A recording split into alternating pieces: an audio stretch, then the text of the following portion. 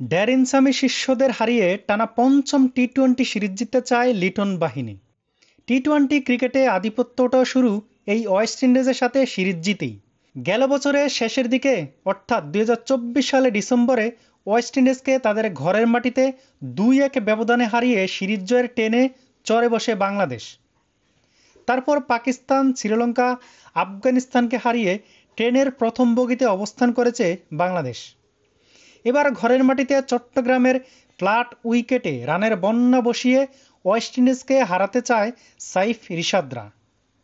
ধরে রাখতে চায় হ্যাটট্রিক সিরিজ জয়ের ধারাবাহিকতা। ওয়ানডে সিরিজে ক্যারিবীয়দের হারিয়ে ফুরফুরে মেজাজে আছে লিটন বাহিনী। তবে বিশ্ব চ্যাম্পিয়নদের সাথে বিষয়টা মোটেও সহজ হবে না। শটার ফরম্যাটে ক্যারিবীয়নরা বিধ্বংসী। যে কোনো মুহূর্তে, যে কোনো পরিস্থিতিতে ম্যাচের মোমেন্টাম নিজেদের করে নিতে পারে তারা।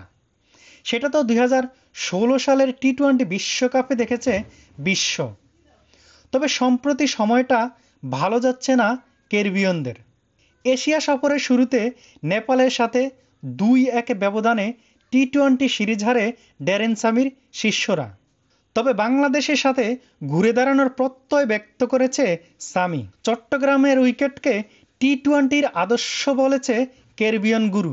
প্রতিটি ম্যাচেই যেন বাংলাদেশ কঠিন পজিশনে পড়ে ঘুরে দাঁড়ায়, এমন আশাও প্রকাশ করেছেন বাংলাদেশ ক্যাপ্টেন লিটন দাস। তাইলেই তো খেলোয়াড়রা কঠিন ম্যাচ জিততে পারবে, এমনটাই আশা লিটন দাসের।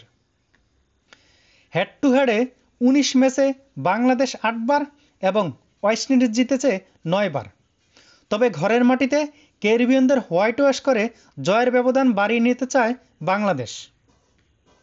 লিটন তার ক্যাপ্টেন্সির কারিশমা যেভাবে দেখাচ্ছে, তাতে করে ক্যারিবীয়নদের উড়িয়ে দেওয়াটা কঠিন হবে না। এমন ফ্ল্যাট উইকেটে ব্যাটিং এবং ফাস্ট বোলাররা কারিশমা দেখাতে পারলেই ম্যাচ কিংবা সিরিজ জয় সহজ হবে টাইগারদের। 27 অক্টোবর সন্ধ্যা 6টায় টি-20 সিরিজের পর্দা উঠবে চট্টগ্রাম এম এ আজিজ স্টেডিয়ামে।